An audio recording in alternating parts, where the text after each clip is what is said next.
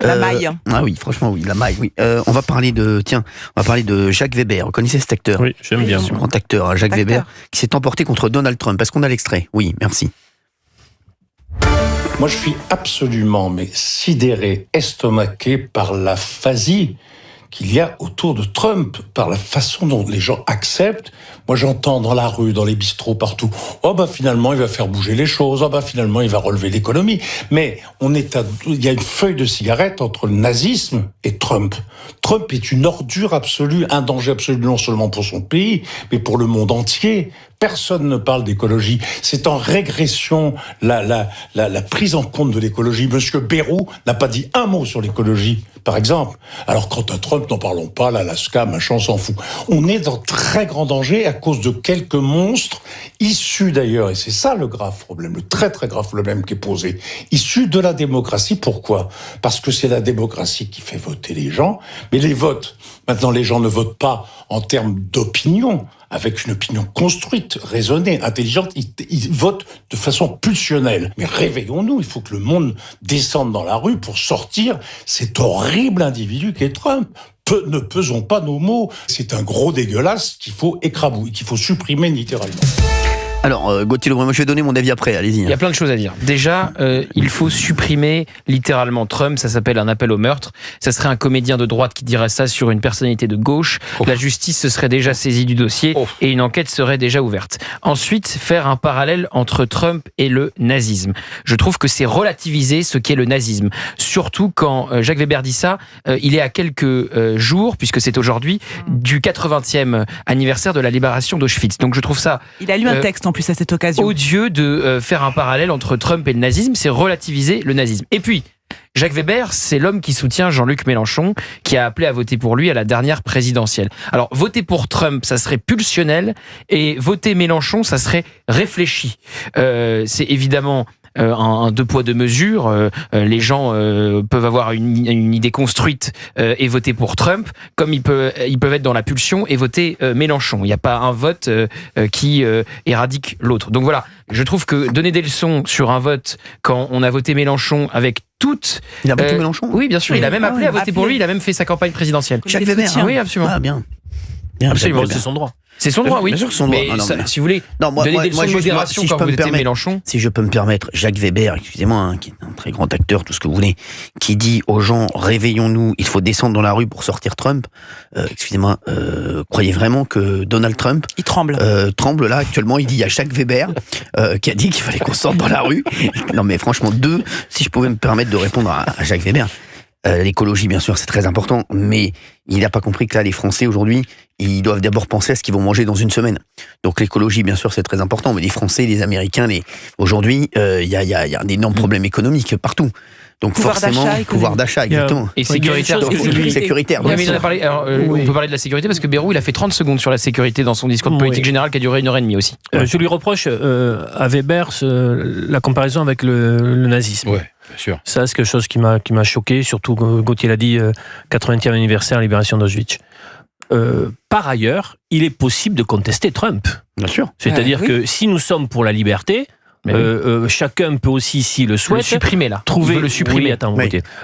Critiquer Trump. Alors après, vous pouvez contester la manière dont il le fait, ne pas adhérer à un certain nombre de choses. C'est un appel au meurtre. Mais moi, appel au meurtre. Supprimer littéralement. Excuse-moi, supprimer littéralement. Littéralement. Peut-être le Trumpisme, bon, en tout cas.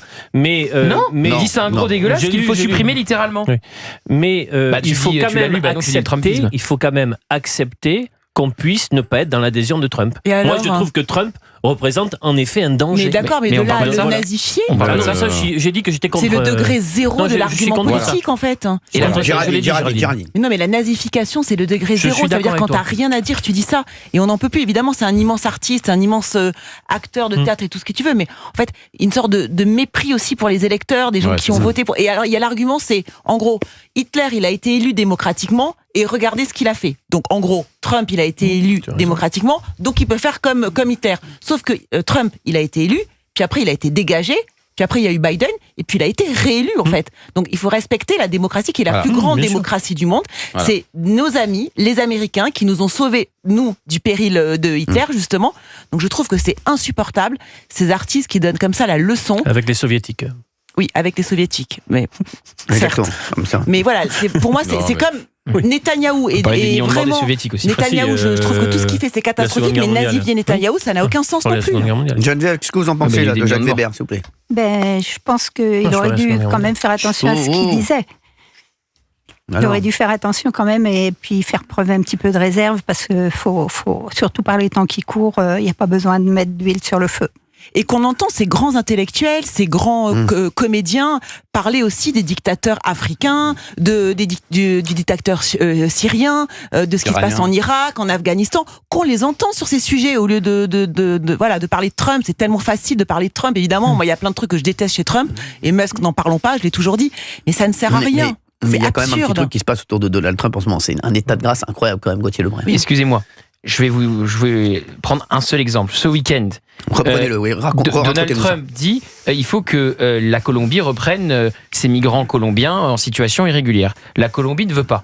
Donc Donald Trump il dit ok, alors je vais prendre quelques sanctions. Je vais augmenter considérablement les taux à la douane. Je vais bloquer tous les visas. Je vais bloquer les vols commerciaux. Donc je vais faire vivre un enfer à la Colombie.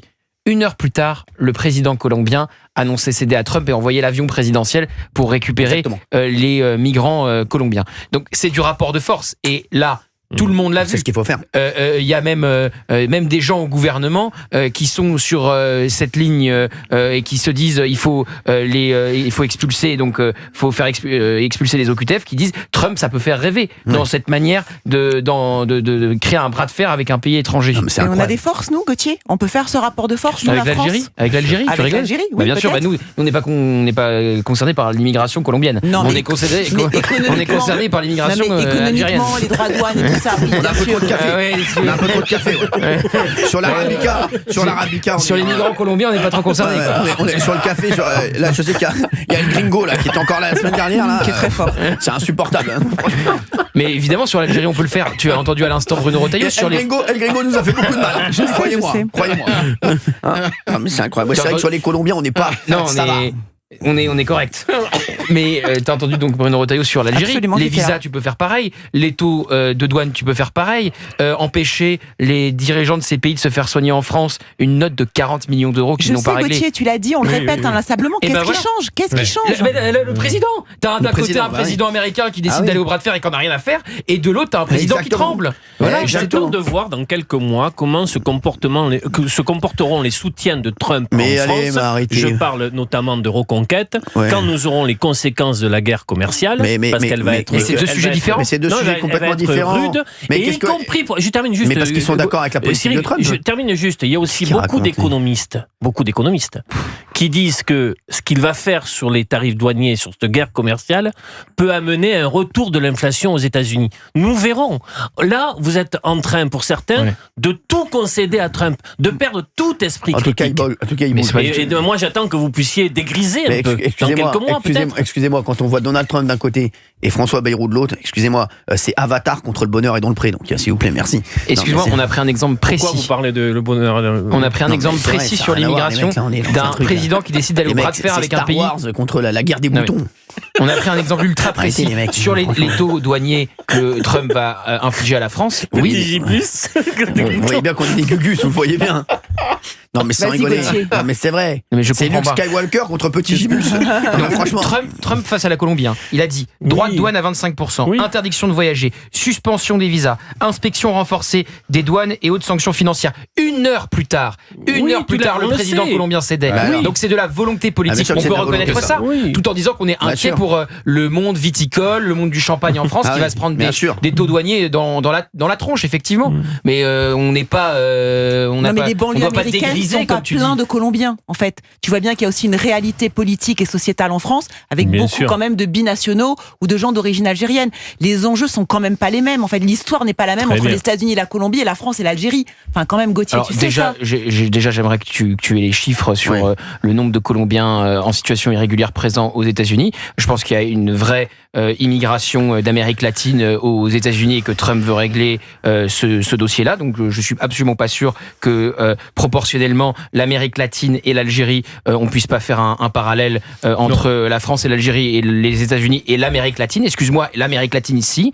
Et ensuite, oui, il y a une histoire particulière entre la France et l'Algérie, mais entendre ce n'est pas possible, on ne peut pas le faire, on va se fâcher. Pourquoi ? Alors essayons. Écoute, on fait un test. Parce qu'on fait rien là. On essaye et on voit les résultats. Emmanuel Macron, il a baissé de moitié les visas avec l'Algérie. Ça a duré 2 mois. 2 mois, il a cédé au bout de 2 mois. Donc essayons de voir. C'est du rapport de force. Tu vois bien avec Trump. C'est celui qui lâche le premier. C'est nous qui avions lâché les premiers. C'est juste une.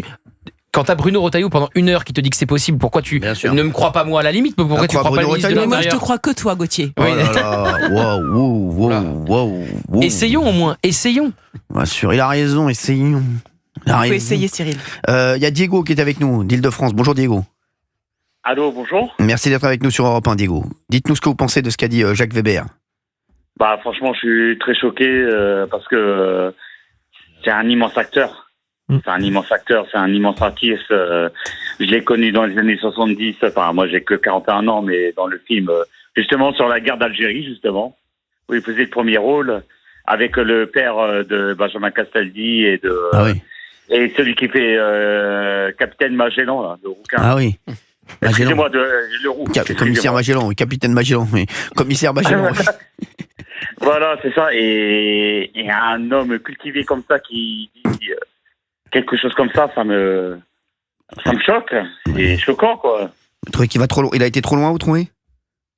C'est plus que trop loin, quoi. Et qu'est-ce qu'il va, comme je dis au standard, qu'est-ce qu'il pense de Jean-Luc Mélenchon avec LFI et l'islamisme ? Excusez-moi, c'est la même chose, quoi. Mais il n'a pas donné son avis là-dessus. Il a donné son avis que sur Donald Trump, apparemment. Voilà. Non, mais pour moi, la comparaison, c'est la même, quoi. Donc, moi, je dirais que c'est la même chose, quoi. Moi, je veux dire que je suis vraiment très choqué, quoi. Merci Diego d'avoir été avec nous sur Europe 1, merci. Vous nous appelez 01 80 20 39 21. Là, c'est la farandole des sujets. À tout de suite. On est là dans une 4-5 minutes. À tout de suite.